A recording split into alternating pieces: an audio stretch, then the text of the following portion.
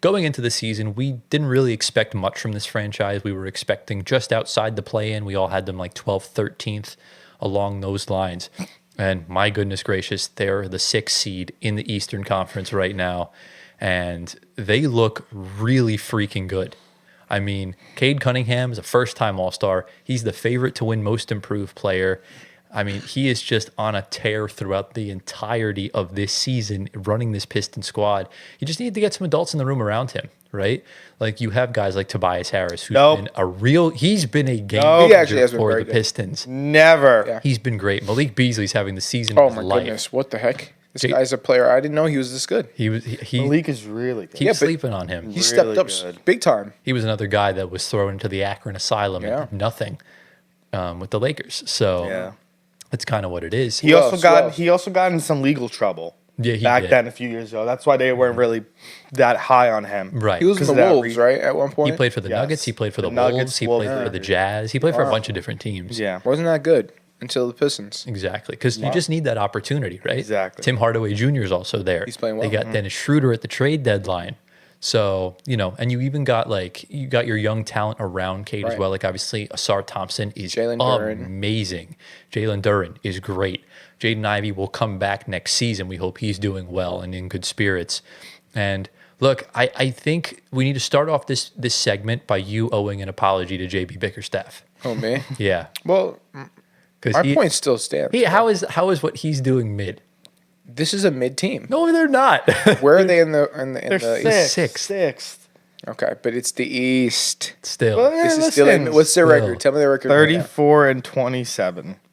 That's not mid. That's not mid. They're 2 games off of the 4 seed because the Bucks and Pacers are right near. Okay, that's actually insane. Yeah. I can confidently say in the Western Conference they would be the 5th seed right now. Yes.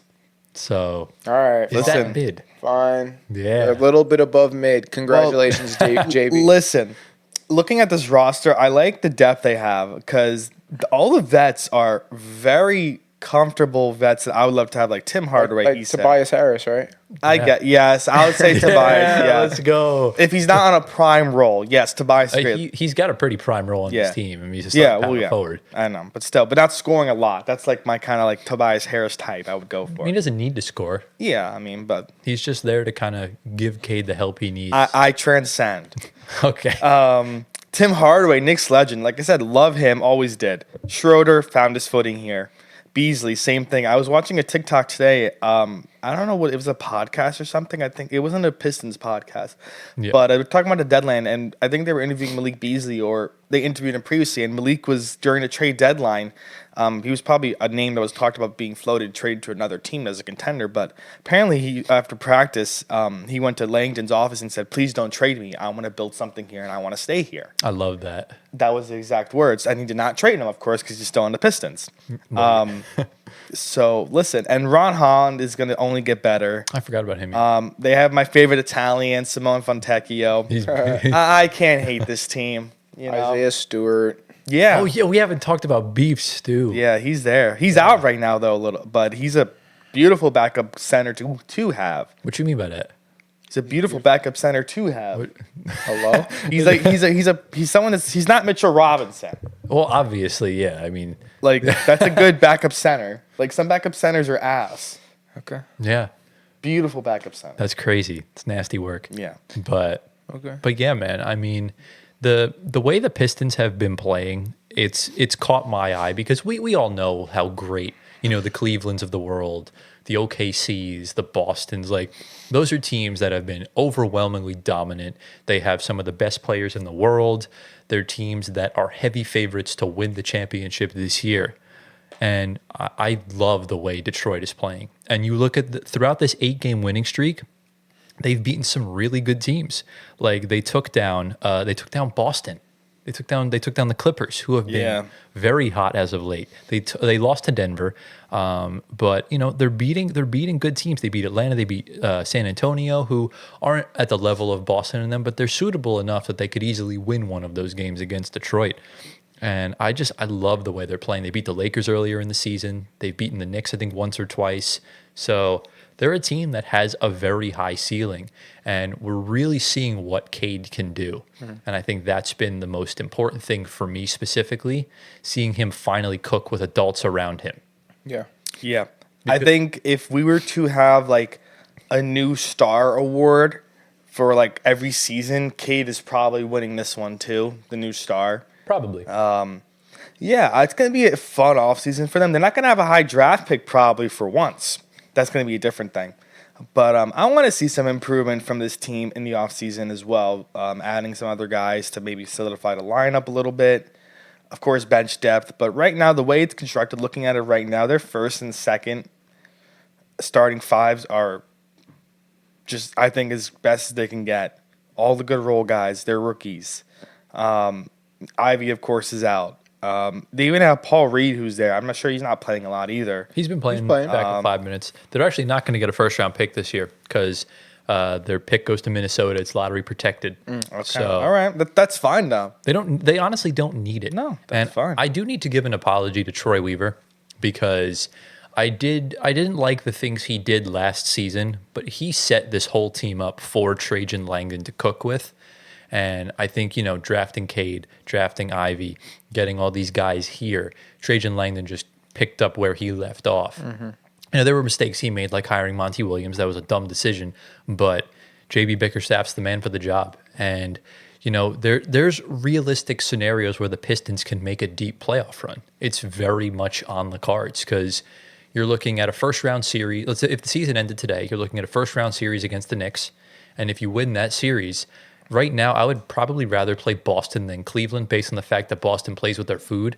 And, if Boston is flat-footed, Detroit could easily just pounce on them. Yeah. So it's I'm not saying they're going to get to the conference finals, but there's a situation where I wouldn't be shocked if it happens. It's just a crazy 180 we're seeing from this team. It's insane.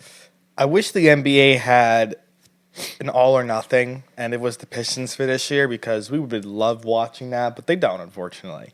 Yeah. But yeah, listen, they're out of the play-in. They surpassed what I had, I think, in the preseason. They could fall, but Miami, I think all those teams below them are still going to be playing teams. They're going to be cropping on that 4, 5, 6 spot to end the year. I think they can move up. They could, yeah. It's a realistic scenario. I don't think they'll reach the Knicks, though. No, I don't think so. I think the Knicks are pretty much locked into third. Yeah.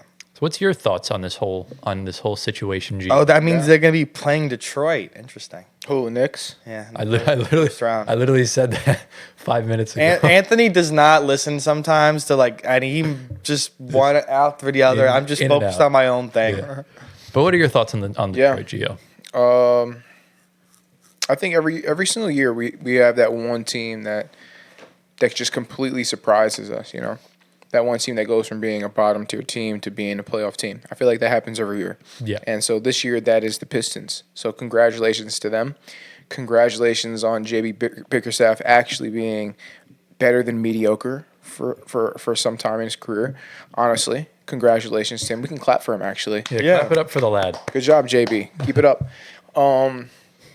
Yeah, I mean, this is just pure, unadulterated, undefiled basketball that we're seeing from the Detroit Pistons, and it's honestly beautiful to watch. I love watching Cade cook.